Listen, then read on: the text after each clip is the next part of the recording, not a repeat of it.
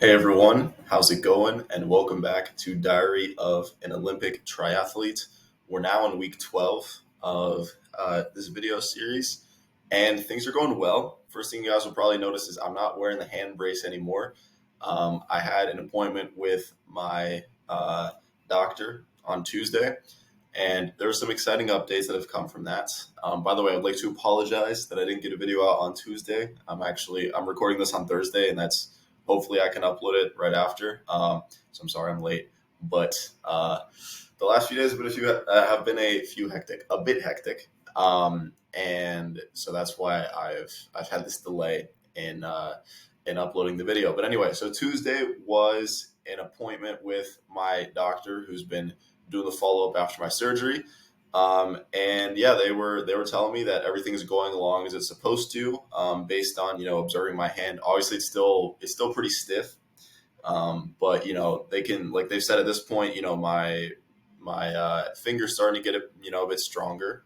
Like the tendon itself is now getting pretty strong. The pulleys that attach the tendon to the finger are getting pretty strong.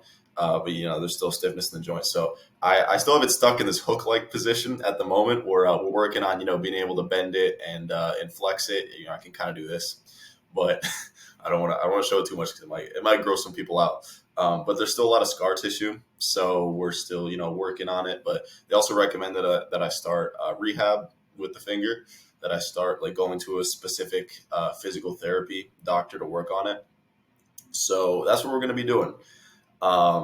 So hopefully, I'll keep giving you guys updates, but basically things are trending in the right direction. Also on the nerve side, they said I don't have a neuroma, which is very good because it would have shown up at this point. So I've avoided a lot of things that could have gone wrong because I could have gotten an infection. I could have had a neuroma. I could have, there's a bunch of things that we have avoided. So all things considered, we're going, in a very positive direction with my finger. So with that, there are two pieces of extra good news that I was given, which is number one, the brace, I don't have to wear it anymore. You guys might remember I was wearing this thing in some of the previous videos.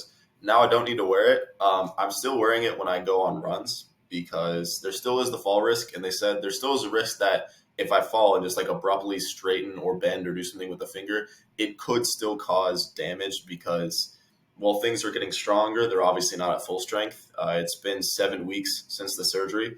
So obviously things are good, but we still got to give it time. And with running, there's a fall risk and risk of other things. So I'm still wearing it when I run.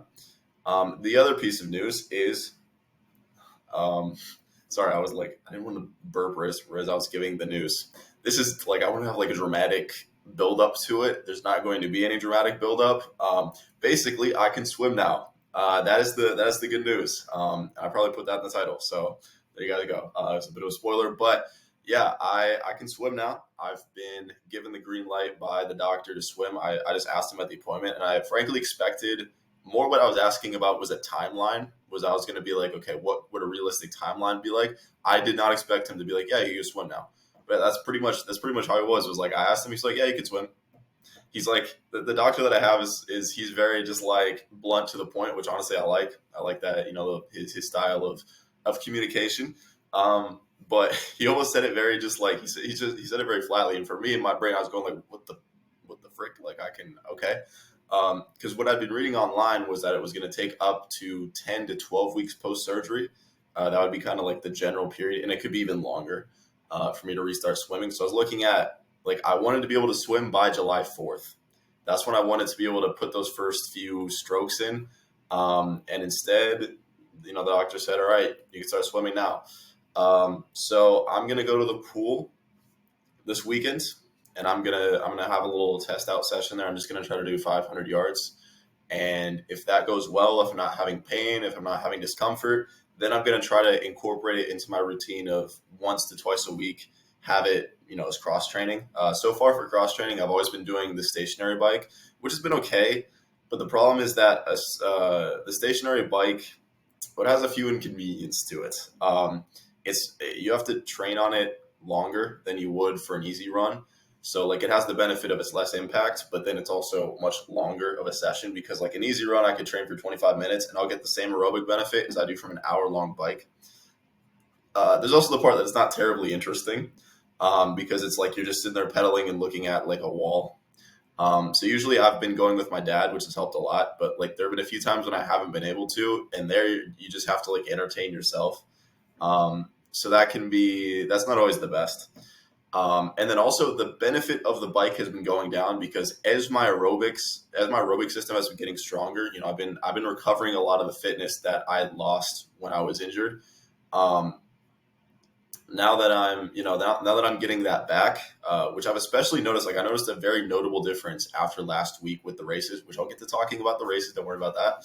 But with the races I was doing last week was especially intense. But just in general, I've started doing interval sessions, tempos, a lot of that stuff. The When I was doing the bike maybe 2 weeks ago, my heart rate was in zone 2 and zone 3. Like it was getting up to 120, 130, even 140 if I put high resistance on it. And at this point now it's already dropping down where now like the highest I get it when I'm going at the same rate of exertion is more like a 115, which is not giving me the same aerobic benefit. Um, and that is a positive sign. I see that as a good thing because it means that my fitness is getting better, but it also means that now an hour-long bike at the same intensity I was doing it before is not giving me the same benefit, right? I guess I shouldn't say the same intensity. It is less intense, like objectively based on heart rate, it is less intense. And I think I do feel like it's not as intense as it was a couple weeks ago, but I can't go more intense because the only way to make a bike more intense, really, well, there's two ways. Go faster cadence, but I already go at a pretty quick cadence, so it'd be hard to speed up without it feeling like I was doing like a spin class. The other thing is you increase the resistance, but the problem is that you need quite strong legs for that. You need quite strong legs in the biking sense. And of course, I had reasonable biking strength a few months ago when I was training for triathlons, but that's completely gone away. And when I was using the bike in the previous weeks as cross training, it was very light. Like I was not using a ton of resistance. So now I need to raise the resistance, but my legs get a lot more tired than my aerobic system does. So yeah, I deal with the problem of like my legs are burning, but then up here, up top, I'm like, I'm feeling okay. So I've been trying to kind of figure out, a solution there. Mainly it's just been accepting that, hey, I'm not going to get as much aerobic out of it. It is cross training. It is what it is. I could potentially make the sessions longer, but I don't want to make them too much longer because, again, the boring problem. Like I'm okay with a long bike if it's outdoors. The same way with a long run. Like I'm perfectly fine with a long run if I'm going around the city. I'm seeing, going to parks and stuff like that. But if it's a long run on a treadmill, obviously I get quite bored.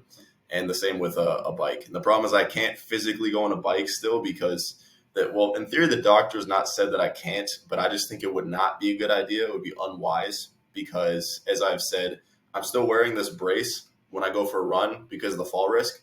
When I bike, there's also that fall risk if it's a physical outdoor bike, which would mean I'd have to wear this. But this impedes me from gripping well because, as you guys can see here, this thing, it keeps all of my fingers in kind of this locked out position like this, which means I won't be able to grip the handlebar well with my left hand. So that means I'll be really controlling the bike one-handed, which is not very safe. So, once I feel the finger recovering flexibility, I could transition to using a physical bike, but right now it has to be only stationary.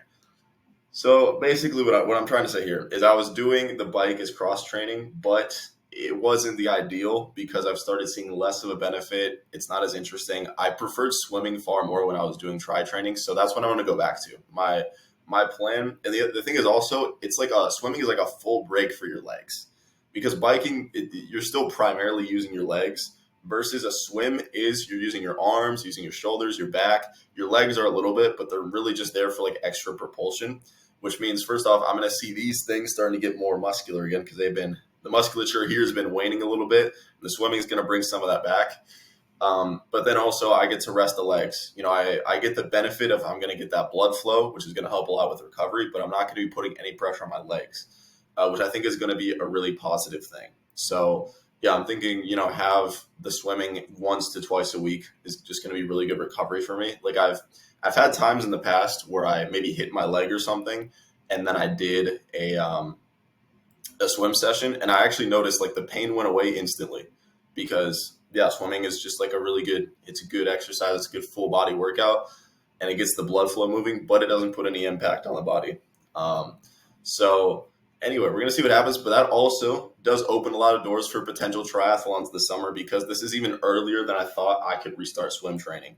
Like, this is an extra 2 weeks, because as I was saying, I was expecting end of June, beginning of July, and instead it's early to mid June, and we're already getting back in the pool. So it all rides on this weekend, though. If I can do the 500 yards without significant discomfort in my hands specifically, I think it might be hard for my aerobic system, because I've had a couple months off. I'm going to have to get just used to, the breathing patterns and all that again. But if my hand is not feeling too bad, that means that we could slowly start to work things back up and potentially be looking at doing a sprint triathlon this summer. Olympic, I'm going to say we're ruling that out. We're going to have to wait a while for an Olympic triathlon. But the possibility of a sprint triathlon is definitely there, because if I can swim 750 meters, I can run the distance. The bike, would be the only thing, but I'm not too afraid of that. And of course, I'd be doing a sprint triathlon, not for time, just for fun. But it does open the door that I could do one in August, early August, or we could even look at late July potentially. I'm really just going to have to see what the options are, because also my priority is still running more than anything.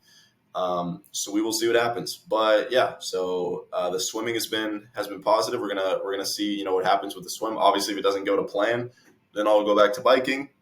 No harm, no foul. Biking's still all right. It's still decent cross training, but I'd prefer swimming could work to at least add that diversity of, now if I want to cross train, I have two options of bike or swim. Yeah, I mean, to be fair, there are other cross training options too. Elliptical, stair climber, etc. But really, like, those are the two I like as well, because they were things that I trained during the triathlon. So they're also, if I can incorporate them as cross training, then when I'm looking to go back to doing triathlons, I'll already have, fitness on the bike and fitness in the pool that, is there as a base. So, yeah, so that's the good news for the doctor. The next thing I want to talk about, well, let's talk about the races, and then we'll talk about training a little bit going ahead. So the races, how did the races go? So I did 2 last week. I think I mentioned that in the video. I don't know if it was still 1 or it was 2. I think it was by Tuesday last week, we had established I was going to do 2. There was a 5K on Sunday, and then a mile race that was added very late on Thursday. Like, it was literally like that week. My dad was like, hey, I found this race. I think it'd be cool to do. It was a mile race on a track. So it was interesting because I was doing it only a week after my time trial. So I was not going into it expecting much variance in my time. Like, I thought pretty much we're here to have a good time. Anything sub 7 is good. If I could replicate the time I got in the time trial, or maybe a bit quicker, I could. I actually did have confidence I could set a PB because, well, first off, I was in the same shape I had been in, the week prior when I set my previous PB. But then I was also like, well, now I have a better sense of the tactics, because I have a feel of this is what the speeds need to be. And specifically, if you guys watch the mile time trial video that I made, you guys know that my major error came in lap 3. Basically, that laps 1 and 2 were perfectly on pace. Lap 3, I dropped about 15 seconds because I kept the same rate of exertion. So, of course, I was running lap 3 going, I thought this was going to hurt more. And then, of course, I got to the end. My split was off, partially because I hadn't done the math correctly, so I didn't know the split I needed to get to. And so I only got sub 7 because I had to kick in the final lap. And, I got a really good final sprint down the stretch to hit the time I wanted. But basically, it was that my tactics were off. So my thought process was this: if I just run even 145, 145, 145, and then run the last lap with a similar kick, which in theory should be possible, I should be good. I should be able to get, we'll drop 15 seconds off my time in theory, which I thought sounded very ambitious. So I was like, let's not hope on that. But because I think part of that last lap that was so strong came because I left something in the tank in the prior laps. So I was like, all right, maybe not 15 seconds, but I could drop 5. I got a 6:55. Maybe in this race, I'll get a 6:50. That was kind of what I was going in there with. And actually that week, so I'd already dropped down my training times too, because the week of the time trial, I trained when I did my intervals at 145 per lap. So I was doing like 400 intervals. Now, after the time trial, I was already training at 140 intervals. That is 640 minute pace. So I dropped from training at 7-minute pace to 640 minute pace. And that already was feeling good. Like, when we did an interval session at that speed, it felt good. Like, honestly, it felt good. And we done some 200s after, so I knew I had, a good final kick as well in me. So I was ready. We get to the track. We we set up there. We warm up. It was yeah. I guess I already mentioned it was on a track. And it was heats. So they had the fastest heats go. We were in the second to last, and we were kind of the fastest group in that heat. It was myself, my dad, and my younger brother. Which my younger brother is a beast. The man ran cross country, and he does a bunch of basketball now. So the dude's faster than I am. But there was a small part of my mind that was thinking about trying to like be competitive with him, like because I knew he could run a faster time than me. So I was thinking maybe I could just try to like latch on to him. If I can hang on for 3 laps, I got him in the fourth lap. Like I'll run a faster fourth lap. So it's really just a question of can I hold on for the first three. So I was kind of thinking about that, but more like after thinking about that, I was like, well, if he goes off at like 6 minute pace, he has a tendency to go off very hard. Partially because of cross country. Cross country, you go off very hard. So I was like, I don't want to do that. I'm someone who I'm always conservative with my paces at the beginning because what I don't want to do is tire myself out at the beginning because I know how much it hurts to run a race when you tire yourself out. So I'm like, avoid the pain, go at exactly my set pace at the beginning, and then we'll just see what happens. And that race, so my heat came up, we're heat 4, it set off very quickly. Like I told you guys, I was like, according to the times that were input, we were like the fastest ones in the heat, and we were given like the prime positioning on the track because like they put people like it was weird. They like put people in order of what your seed time was. So of course I got the 1 on me, which is like this is the fast guy. I was not the fast guy. Like because we set off, everyone took off. Like everyone came out burning out of the start. Like legitimately, I was like, what is going on here? I wasn't. Like I think it's just a tendency though that people, especially that haven't run a lot of miles, like a lot of mile races, don't have a great feel on what their pace is. There were a lot of people at that race that had put 1 time in is what they expected to get, and then raced a lot slower or a lot faster. So I could tell these people maybe didn't have a ton of experience racing. I mean, I didn't either. And so their pacing strategy was not always there. So I think a lot of people, they start off and they just gunned it from the beginning. Because I remember I get to the first 200 in about 40 seconds, which is way faster because my pace was supposed to be 50 to 52 seconds. That was my goal per 200 because I'm running, I'm trying to run between 145 and 140 laps. So of course I get to the first 200, I'm like, whoa, this race is set off really quickly. And that's including the fact that I was going far slower than most people at that point. Like I'd seen people go off like almost sprinting. And or it felt like they were sprinting. I'm sure it didn't look like it for the observers, but, people went out very quickly. And I kind of set out, pretty much going at my speed. But what I didn't realize is even when you're going your speed, you're very influenced by, the people around you. So going my speed with those people there, man, I was going pretty quick. So I ended up slowing down. I took some off. It turns out I took a little too much off. So I finished the first lap in 140, which was, a rep speed that I've been going at in my training. And it was pretty much a pace I wanted to go at. So I was very good with that. I was very comfortable. I was like, all right, we did this in 140. And so then we kept going. Well, actually, okay. No, the first 200, I think, was more like 45 seconds now that I think about it. Yeah, it wasn't 140. It wasn't 40. That would have been kind of insane. Yeah, no, it was 45, which is 6-minute pace, by the way. So very fast. But anyway, and then I did the second 200. I guess that would have made it 55 when I did it in, which is a little bit slower. I was taking something off of it. The thing is, I might have taken a little too much off because in the second lap, the race organizers are very nice in that. So we got our final time, and then also we had each of our splits. Like we were being timed by I think it was like electronic like photo or something like that, like the photo finish type of thing. And so anyway, so we got our splits at each lap. So the second lap I did in 150. And I noticed that in the second lap, there were a couple people who passed me at that point. So I slowed down because I was trying not to get ahead of myself because I noticed that in the first lap, people were going too fast. I was feeling weird in the second lap. Like I'd had that during my time trial too, where I just felt kind of like weak and uncomfortable. And I think part of that was just, I wasn't used to going at that pace. I was a little scared of later in the race, just having like an intense pain from, going at this hot of a pace. So yeah, I think part of that fear was holding me back, making me a little too conservative because I ended up going 150, which is, 5 to 10 seconds off of the pace that I was looking to go at. But then the third lap was where I made my biggest improvement because that's when I realized, okay, rate of exertion has to go up. Otherwise, I'm going to be slowing down. Um, and also at this point in the race, I hadn't realized I slowed down in the second lap because I was still on pace. Like when I crossed for the second lap, I was at I'm trying to remember. I was at 3:30, which is on pace. So I was like, okay, we're still good. Um, like I didn't realize the splits had been 140, 150, but that was what happened. So I get to the third lap and rate of exertion goes up. I start to feel the burn a little bit, but what I did was there were some people in front of me that I just tacked onto them and kind of hunted them down. Like there's a guy in a red shirt. I just kind of came up to him. What I didn't realize was he was actually really far ahead of me. Like it didn't feel like that during the race, but he was pretty far ahead of me, and I caught up to him.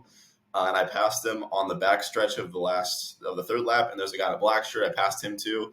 And then the fourth lap, I just kicked into gear, did my thing, and I finished in 6:40, which was 15 seconds off my previous PB, an insane PB for me. Just a really positive thing. So I was very happy with that final time. And yeah, I mean, I was feeling pretty tired at the end, but overall, good. After a couple of minutes, I got back into it. So I actually felt like I probably could have gone even a bit harder because I didn't feel completely destroyed at the end like I have after some races. So there definitely was like an extra gear in there, but yeah, it was good. So I got my insane PB. The last lap again, I ran in like 80 seconds or something, 85 seconds. So I did a really good final lap. It's something I'm happy with. And my younger brother actually won the heat. He got a 6:16. So as I told you guys, that man is a beast. And they gave him chocolates for winning. And if I know that there was chocolate for winning, I might have tried just a little bit harder. But we'll get him next time. So that was the mile race, and that was a pretty good PB. Very happy with that. Then on Sunday, I had the 5K, and that 5K was also PB for me in a certain way. So it was on a hilly course. I was going there with my dad, and it was my first 5K since the injury. I was actually literally so I got injured on it was a Wednesday. The Saturday of that week, I was supposed to have done a race in Valencia, and it was going to be a 5K on like a super flat course that I was hoping to get a sub 24. So like I've talked to you guys about I want to get a sub 24. I was hoping to get it in that race that was 3 months ago, but things happened, as you guys know. So I started the race. I was feeling good. I was pretty locked into what my 5K pace is, which is 8-minute miles. So I just was going my pace. But the thing is, of course, that the course being so hilly immediately screwed with my pacing because first the downhill, I took good advantage of the downhill. Like it immediately started and it went like this, and then there was like you circled around and came back up, and the up, like I was at 8-minute pace when you combine the fact that I was slower up the hill and faster down the hill and whatever. But then basically the entire front half of the race after that was just uphill the whole time. And that was really bad. That was just like, it was so bad. Like I was checking my watch the entire time and I was working really hard. Or it felt like it, my legs were definitely burning. That was the thing that was the most noticeable was like my legs were burning, especially the quads really. And I was noticing like my paces were like 8:40 mile. There's a point where it was at a 9-minute mile and I was like, oh my goodness, like what is this? It felt like I had this kind of disastrous 5K that I finished in 27 minutes a couple of months ago, and like it was back at the beginning of March, and I was like, and it was starting to feel like that race all over again. And that race had finished so poorly because one, it had a massive hill right at the end, so it was like just when you're at your weakest, you just got kicked again. But then also I was sick, so that like I was going high heart rate, high rate of exertion. I mean, I was doing what I could to just like manage the hills. Like I kept plodding along, and I was keeping a pretty consistent pace. But yeah, I wasn't going super quick or anything, and it was feeling pretty hard. And then I get to the turnaround point, but I knew that all that up on the back half became downhill, and that really helped. Like there was one uphill that I had to worry about on the back half, and that was a pretty brutal one. But then after that, it was downhill. My lungs were definitely burning, but I was just mentally thinking like, all right, this is what mile 3 of a 5K feels like. This is normal. So it wasn't killing me too much, to be honest. It was the legs definitely were burning. And And that was actually funny because my dad, he was running slower so he could go with me. He was kind of like pacing me. And he was going like, all right, Jonah, it's like, you're doing okay. It's like, it's just about cardio here. And I was like, it's not just about cardio, my legs, man. Like, it was not good. Yeah, no, from a cardio perspective, actually, it was still pretty okay, I'd say. Versus, yeah, that other disastrous 5K was the cardio that was the problem because I was all like stuffed up. So anyway, I get over that final hill, and then it's all downhill from there. I got long legs. I stretched out my stride. My splits, I think, from that were like an 8:30, 8:40 first lap, and 8:50 second lap, or sorry, first and second mile. My last mile was 7:45 because that downhill, I just started speeding down it. There was like a little bit of flat, and then more downhill, and then more flat, and more downhill. It was kind of like rolling up and downhill. And then I got to the final finish, and that final point, it was 0.09, so technically it wasn't 0.1, which means my watch hasn't counted it as a 5K because it was zero point 0.1 miles too short. But anyway, it was, that final 0.09, which is about 200 meters. I did that in like 24 seconds, which is an insane 200 for me. But that's because, of course, it was all straight and it was there was a downhill start to it. So I'm not going to call that my 200 PB by any stretch of the imagination, because on a track I can run in 29.5. Obviously, there I had a lot of help. But anyway, so yeah, I finished that out. Nice little sprint finish. Was destroyed. Grabbed my medal, and there we go. I set my road PB of 25:32. So the best time I've ever gotten in a 5K on the road. My best 5K time period was in a triathlon, but it was on a treadmill. It was an indoor triathlon. And that's 24:14. So that's the next mark. But 25:32, happy with that. My previous road PB was 25:48. So we beat that by a good margin. And now I'm gonna do a 5K next week as well, but it's also gonna be on a very hilly course and a trail course as well. So I don't expect much to come out of that, but there's a chance I can improve on that time because there's a lot of room for improvement. Sub 25 is the goal. But sub 24 is for the summer. I just want to get there at some point. But sub 25 is kind of the first one. Just get under 25. We'll see what happens. Let the magic happen from there. But yeah, it felt good. It felt good to do that race. It didn't hurt as much as I expected it to. But I definitely noticed the mileage was hard for me. Just like the actual length of the race was harder than I remembered it being. And part of that was that, mentally I had the 5K put in this box as like a short endurance race. It's still 3 miles. Like, it's only 3 miles, but also it's 3 miles. Like, it is a distance that you need to cover. You know what I'm saying? So I kind of forgotten about that 5K still is an endurance race. Because of course I've been reading about and thinking about like doing 10Ks and 5 milers and 10 milers. And, I want to do a half marathon in December. So we're looking at these races that are way longer, like compared to that of 5K is nothing, but a 5K is still long and it's still, brutal in its own way. And the thing is, I haven't run the length of a 5K pretty much at all. Like, because just with my different, running like workouts I've been doing, my interval sessions I've been doing, which obviously those are very short. I did a tempo run that might have been 3 miles all told. And then I've yet to start doing a long run. That's something that I'm going to start next week. Which is to do, start with like 4 or 5 miles. And I want to work it up to like doing 8 miles by the end of the summer for that specific long run. Because, yeah, it's like I hadn't run really anything that was the 5K distance. I've been running 3 miles, which is the length of a 5K, but like all easy. I've been doing like a hard 5K. So this was like my first time doing like a hard effort for that distance. Plus you got to add in, I did like a mile warm up and a half mile cool down. So I did like, by the time I got to the end of the race, I'd run 4 miles in a pretty short span of time because the warm up, my strides, and then I got into the race. So like, yeah, by the time I was in like mile 3, mile 4, and I was, mile 3 of the race, I mean to say, and especially there's like a little uphill there. I'm like, damn, my legs are killing me because they just weren't used to this. So, like, because what you're supposed to do is when you do one of those races, have a long run that's longer. Like, have a long run that's 5 miles if you want to do a 5K, or have a long run even that's like 8, 9 miles if you're doing a 5K. So, yeah, that was something that we need to work on. It was to be expected, to be fair, that I'd have some challenges. Hilly course, first 5K, haven't run really that far in a single run. Like my weekly mileage has been getting up there, but just up there by my standards. I think last week it was 13 miles. So that's what I define as up there. But yeah, like in a single run, I haven't done anything that long yet. So really, my goal is keep everything the same at this point as it is. Like I'm doing my one tempo week, one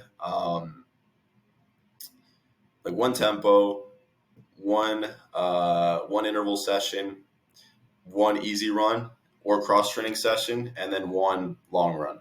And then bump it up eventually to either two easy runs or two cross training. And I'm thinking those easy runs most times will probably be swims.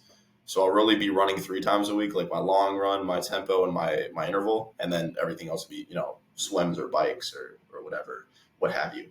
But yeah, so I need to just work up with more runs, and my goal is to just keep like all the runs the same length, same number of miles. Just the long run will slowly. That's how I'm going to increase my mileage. Is go from maybe a four and a half is what I want to start at next week, and get up to eight, 9 maybe. Because then I mentioned I want to do a half, and for the half I want my long runs to be up to 11, 12 miles. But obviously give that a lot of time. But anyway, yeah. So that's where we are with the races. So they both went very well. This week I have yet another race. It's tomorrow now. I'm doing a track meet, so another track meet. And unfortunately, it seems like that's going to be the last one for a while because there were like these 2 track races that are very close together, and then pretty much it's going to be road races for most of the rest of the summer. Like the only time I'll be on the track is training. If I do time trials, I think I'll do those on the track. And then there's potentially a few track meets later on in the summer, like we're talking August. But we will see. We'll have to see, what the situation is when those dates roll around. But if I'm well positioned to go for a PB, the problem is I'm gonna have to drive out for those track meets. Like the ones I'm doing right now are really close to home, but if I was gonna do one of those in August, like I'd have to go to Maryland or Ohio. So if I'm looking in PB shape, like I'm really close, or like I'm close to my 6-minute mile goal, I think I'd go to one of those races just to try and do it there, because I think I'd prefer to do it in a race. But if I can't, my plan is end of the summer, do a time trial, and like right at the end of August, and that's going to be like my final kind of attempt to get to the under 6 minutes. But we're gonna see what happens. So that's where we are right now. And yeah, I have a race tomorrow. So I've trained well this week. We got to talk about training. That's the last thing. But yeah, I have a race tomorrow where I'm going to do the mile again on the track. Hopefully, just any PB, like any 6:30 something would be really nice. Even if I can't run that, just anything sub 7. To be honest, like I'm just looking to have a good time, race well, enjoy competing with some people out there. I think it's going to be a fun time. And the other one is I'm running the 800 meters, which is my first time ever running that event. And I'm going to be running that after the mile. So first it's going to be a 2-event meet. Fortunately, there's a good break in between them, but it's going to be a challenge. And it's going to be hard because it's like the 800 is just a really weird event. Like it's a cross between a sprint and an endurance event. And so I'm just curious to see what's going to happen. I don't really have any idea what time I can run. Like I've put on the seed sheet that I can run it in 3 minutes, but I honestly have no clue. So we're going to find out together. Y'all will find out next week what time I ran. But yeah, this is going to be more like a fun, because I was putting a bit more pressure on this before when I, of like, okay, I need to set like a good mile time. But now that I've run 2 races in 2 weeks that have both been miles, like I did the time trial and then I did the mile last week.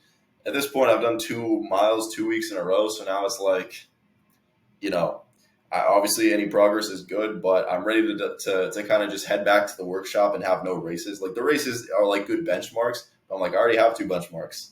I don't know how much more improvement I can make in this race. I mean, in theory, I've now trained a couple sessions at 140 quarters. So 6:40 pace, which would mean if I run 3 laps at that pace, and then I run the final lap as fast as I've run it previously, so 120, in theory, I would drop another 15 seconds off of my time. Is that going to happen? I don't know. I kind of doubt it. Or I wouldn't drop 20. I would drop, or 15. I would drop like 10, because I did 140, 150, 140. So if I ran 140, 140, 140, yeah, that'd be 10 seconds I dropped. So I dropped down to a 6:30 mile, which would be very good.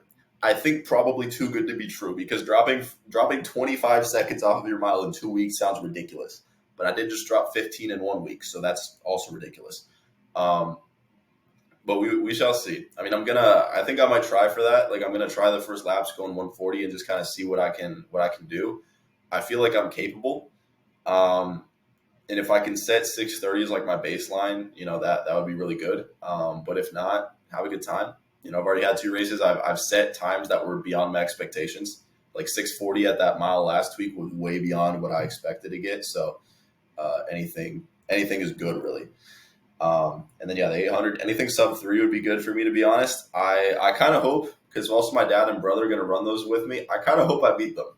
That's my other goal, is win those races against my family, because first off, in the mile, everyone's running it because it's a very popular event. The 800 is not as popular, which means like all the other guys signed up are like super elite 800 meter runners. So it's going to be like our heat is going to be everyone else and then the scrubs at the bottom. So if I'm going to beat anybody, it's going to have to be my family. But also, I just think it's an event where I have a chance, because it's still aerobic, it's still distance, but it has a heavy sprint component, and that's where I'm stronger, because I just have like the strength and the long legs, the big stride. So that's a place where, like, in a 200 I could beat my dad or my brother. I have a pretty good feeling in a 400 I can beat either of them. Like that, like if I'm even with them in the final 200 of a race, I will win that race, unless like I've been really tired out by the pacing. So my goal is go aggressive with the pacing there. Like we did like a quick set of 400s as well, like in my workout on Monday, where we did 4 400s at my mile pace, and then we did 2 at my 800 pace, which is 130. So that would give me a 3 minute 800, because I'd run 2 at 130. But my goal is to go just very aggressively. Like start out in the first lap between 120 and 125 is kind of the goal. That might be pretty hard to hit, but we'll see what happens. And then the second lap, just give it everything I got, and just try to tack on to somebody and and hold with them, and we'll see what happens. But yeah, I have a good feeling about those races. I think it's going to be a really fun time. Also, just be in that track environment with because the meet last week was a bit more low key. The one that's coming up is really going to be a big event with a lot of pomp and circumstance. That probably is not the right term. I'm realizing isn't pomp and circumstance like only if it's graduation. It's going to be an event with a lot of fanfare. That's what I meant to say. There we go. Uh, anyway, so that's that. And then training. So last thing I need to mention. I don't know. I've had a little slight dip in motivation with the training, mainly related to strength training, because I've had, especially this week, has been hard because it was Monday, was hard workout, strength session. Or no, sorry, it was in the morning, it was a bike strength session at night. And then it was Tuesday off. Wednesday was hard interval session, strength session at night. And just, I really don't like strength training. And I don't like the way you're supposed to structure it is it's on the same day as a hard workout, which means I do all my runs in the morning. Like if I have just one workout, it's always in the morning, because that way I just get it done with. I'm tired, but then I have the rest of the day for whatever I would like to do. So I like that structure. It keeps it from hanging over me. I don't like things hanging over me for long periods of time. So, I like doing that, but then I'll do the workout in the morning, and then this lift is hanging over me the entire day. Like the fact that I have to lift and do strength training, and strength training is not something I enjoy doing. Like if it was reversed, I actually might be a bit more looking forward to it. But the idea of also lifting weights in the morning isn't very, I just don't like lifting basically, but I know I have to do it because I have to improve, my strength, because that is my biggest asset, is my strength sprinting. And then also to prevent injuries. And then also now, I mentioned last week, I have to do mobility work to improve my feet that, point outwards. I have to get them to be going straight. So, just that combo of I have a clear need for it. And so reminding myself of that when I'm like, oh, I don't want to go to the gym. And then reminding me like, hey, it's important that you do this work, because otherwise you could have injuries, which means the running that you really like doing, and the biking that you like doing and the swimming that you like doing are going to stop being things you can be doing because you're injured. Or, all of a sudden you're going to be in the last 200 of the 800 and you're going to think, oh, I got this in the bag. And then you actually don't because your strength fails you because you haven't been working it enough. So I was just trying to motivate myself there. My plan, so I've been doing 2 weight sessions a week. My plan is to switch to trying hill sprints because I've heard there's a very good strength training for runners because you're mimicking the running motion, obviously. So it's very good. It's very applicable, but you can only do them once a week because they're so hard on the aerobic system. And I want to do 2 strength sessions a week. So my plan is just replace one of them with hill sprints and then keep the other one as a traditional strength and conditioning. And that way, I'll be getting the full kind of set of strength benefits. And obviously, if I'm not feeling like it's giving me as much benefit, then I'll just go back to lifting. But I want to try the hill sprints because I think that I've heard runners don't always like them, but I think I will like them more than lifting because it's still running. It just feels like something, I don't know, more practical because lifting for me, it's boring. I don't like counting all the reps. I just don't like the entire aura of it. I don't know. But I've been doing things to try to make it more fun. And the biggest thing I found out, this is the biggest change I'm making in my training, is I've been doing for my strength high reps, low weight, because that's what I read was what I was supposed to do. It turns out that's wrong. What you're supposed to do, because the logic of doing high reps, low weight is it increases your muscular endurance. But the thing is, you already get that from running. So now I've been reading a bit more, and what a lot of top coaches are saying is you're supposed to lift heavy weights for low reps and do more sets with a good rest in between them. So do you're supposed to get what your 1 rep max is, which is to say the most you can physically lift in any workout, like a squat, for instance. And then you're supposed to do 80% of that weight. So if you can max lift 100 pounds, then you do 80 pounds, for example. And then you do that for 6 reps instead of what I was doing, which was 10 to 15 reps. Which I actually like that more because I just don't like the physical act of having to count reps. I like the idea of fewer reps and just making sure I get a really good quality contraction and a good, having good form and lifting a heavy weight and then getting a long rest after that. That to me appeals more than having to do 15 where I'm just it just keeps going, it's just stretching on forever. I just don't like that. So I try to work out. Yesterday, the gym was closed, but I just went home and we have some weights in my house. So I was using those to kind of do my best to mimic it. Obviously, once I go back to the gym, I'll have access to heavier weights. So I'm going to try with heavier weights. But I did the Bulgarian squats, I did regular squats, and I did Romanian deadlift. And those all worked really great. I've been doing planks as well. And those are unweighted. Those are just, body weight. But that's a good enough workout for me at this point. And that all worked very well. And then I did my mobility work afterwards. So that was a solid strength session, I would say. If I can just repeat that, and I might add in I need to add in something for my calves. So I want to go back to calf raises. I've been doing that because I've still been having occasional calf pain in certain workouts, especially in slow runs. So I'm just giving them time to get used to the miles. And I think adding calf raises might be too much right now. And then I've heard it's always good to train your upper body. And I think especially for the swimming, because I want to be in shape to, in the fall, be able to do triathlons or swim runs and stuff like that. And, become a strong swimmer as well. And they say a good workout is lap pulls because those are, those help to work on just all of this stuff. You can also do push-ups, but the problem is for a push-up, you need to be able to put your hand flat on the surface. And my hand will do this, which means every push-up is just going to be my finger having this done to it. So not ideal. Anyway, so that's the training going forward is, I'm gonna try hill sprints next week and see what happens. And if I don't like it, back to the regular strength and conditioning, no harm, no foul. But so we're looking at tomorrow, Friday night, we're gonna have a race. Sunday is gonna be my first swim. See how that goes. Monday back on the track to an interval session. And the next week, we're getting back into the training groove. Got a hill 5K, trail 5K next Saturday. And then after that point, we're going to see. I might either lower the training for just a week just to give myself a little rest or I don't know. I might just try to settle into a groove. We'll kind of figure out what my feeling is. There has been a slight feeling of burnout just in general mentally. So I don't know. I'm just going to see what happens after this race because races and just events can change your entire perception. So just see what happens. But yeah, I need to close things out because I've been yapping for a real long time. So thank you all for watching. You guys will get the updates next week on how everything went, and I will see y'all soon in another video on this channel. Next week with the next week 13. It'll be lucky number 13 of this video series. See y'all soon.